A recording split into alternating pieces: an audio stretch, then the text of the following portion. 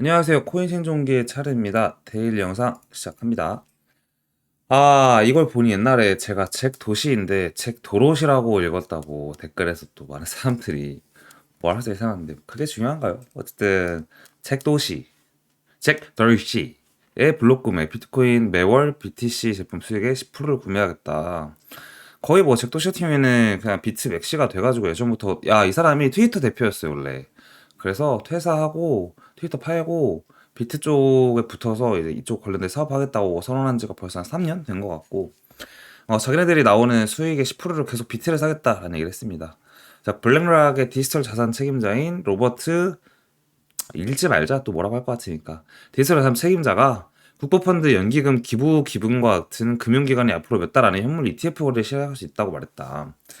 뭐 국부펀드가 산다는 건 되게 의미가 크죠. 예를 들면 당연히 나라에서 산다는 건 의미가 크지만 제가 볼 때는 중동에 있는 나라들, 카타르 이런 데서 사는 게 가능할 것 같고 되게 의미가 있을 것 같아요. 예전부터 나왔던 음모론 중에 하나는 중동이 이제 오일 머니가 끝이 언젠간 나니까 그거에 대한 해답을 빛을 찾을 수 있다. 그렇다면 되게 좋다. 이제 이런 얘기를 많이 들었었는데 저도 동의하는 부분이라 그랬으면 좋겠습니다.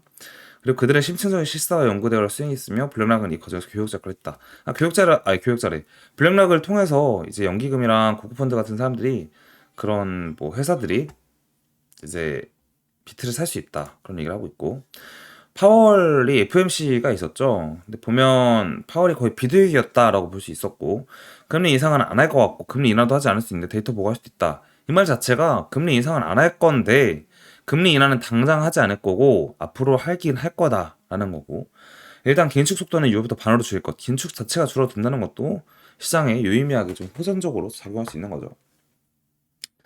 시장이 무너지면서 극도로 꺼리는 이유는 거의 모든 미국인 노령연금이 미국 주식에 들어갔기 때문입니다라고 하는데 뭐 이거는 대부분이 아닌 사실이지만 뭐 제가 데이터로 지금 말씀드릴 수 없기 때문에 조금 애매한데 실제로 미국은 이제 투자라는 관점이 우리나라랑 다르죠. 얘네는 뭐 어렸을 때부터 주식을 하는 게 되게 당연한 듯이 가르치고 하니까 그래서 어느 정도 말이 맞는 것 같고 자 여기서 마지막 문단에 거기다 제너럴 옐렌도 미국 재무부 장관, 재무부에서도 높은 확률로 스텔스 부양책, 보이지 않는 경기 부양책을 펼칠 것입니다라고 하는데 이게 중요한 거죠. 이게 보이지 않게 돈을 푸는 게 되게 무서운 거거든요. 그럴 수 있다.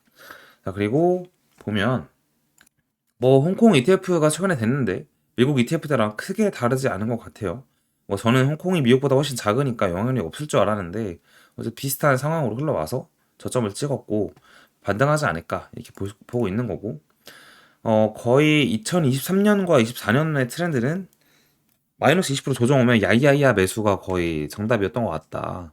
20%부터 20, 최대가 23%, 최근에 최대 조정이었죠. 이 구간이면 그냥 매수를 했으면 이득을 볼 수 있는 그런 구조였다. 그래서 이번에도 아마 거의 저점을 찍지 않았을까라는 게 생각이긴 합니다. 그 차트 보면서 얘기를 다시 하면 될 것 같습니다.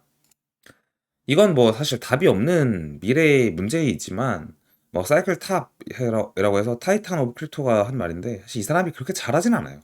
근데 이런 거시적 관점 한 번씩 얘기할 때 희망으로 돌리기에는 꽤 괜찮은 정보여서 쭉 봤을 때 지지선들을 마지막에 이 지지선들로 유효하게 작용했던 것들이 나중에는 이 사이클 탑이 되었고 이것도 마찬가지고 이번에도 그렇다 하면 우리는 21만 달러의 비트가 그 이상으로 도달할 수 있다. 이제 이렇게 얘기를 하는데 되게 희망 회로죠. 근데 희망 회로든 뭐든 보기 좋아서 가져왔습니다. 자, 차트 볼게요.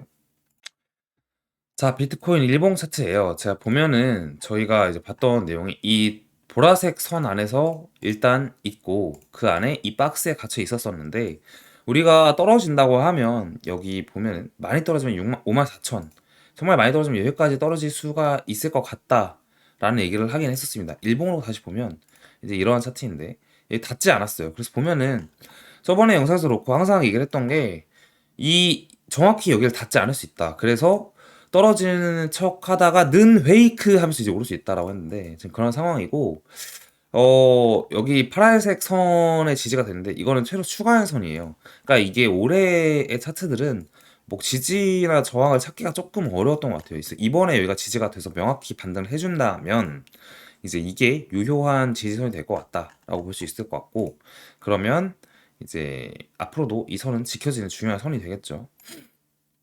그리고 저항선 자체는 기울기가 이제 단기 저항선인데 여기서 설정이 돼서 이제 맞고 반등하려다 또 맞고 그냥 뭐 거의 뚝배기 깨지도록 삼뚝 깨지도록 맞았는데 보면 위에 이 기울기가 좀 빡센 편이에요. 뭐 물론 기울기가 훨씬 더 이렇게 되면은 그래도 보면은 이러한 기울기가 더 빡센 거긴 하겠지만 이 정도도 단기 저항치고는 조금 기울기가 빡세서 이거는 뚫을 수가 있겠죠 쉽게. 오히려 그러니까 탄탄하지 않은 저항선인 거죠.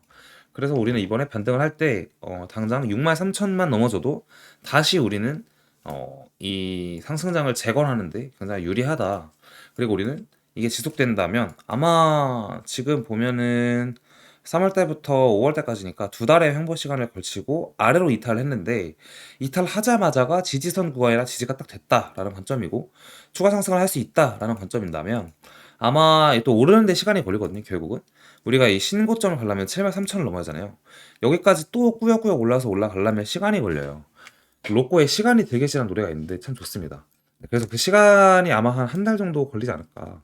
그래서 한 7월 정도는 돼야, 그러니까 6월이 지나고 6월은 일단 73,000까지 갈지 모르겠지만 일단 6월, 7월 정도가 돼야 여기를 넘지 않을까라는 생각이 있습니다. 근데 결국에는 어쨌든 우리가 하고 싶은 말은 매수하기에 되게 좋은 자리는 맞다. 이 보라색 선에서 지지가 나올 걸 보고 있었고 그 전에도 지지가 나올 수 있다라고 얘기를 했기 때문에 요거에서는 매수를 지속적으로 보는 게 일단 맞다라는 생각이 듭니다. 나머지 내용은 사실 큰 건 없고 이제 5월에 캔들이 월봉으로 보면 시작된 지 얼마 안 됐어요. 근데 아래 꼬리를 달고 양봉이 저한 될 거라고 생각을 했고 이게 뭐 지난달에 완전히 메워버리는 7만까지의 상승을 당장 바라진 않습니다. 살짝 양봉 나오고 다음 달 6월 여기서 이렇게 5월에 양봉이 나오고 6월에 또 양봉이 나오고 7월에 이걸 뚫어버리는 그런 그림이면 더 좋을 것 같다라는 생각이 듭니다.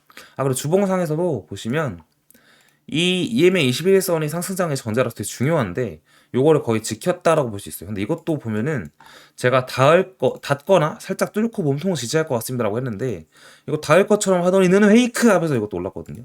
이것도 참고하고 보면 좋을 것 같습니다. 영상 여기까지 하고 마무리하도록 할게요. 감사합니다.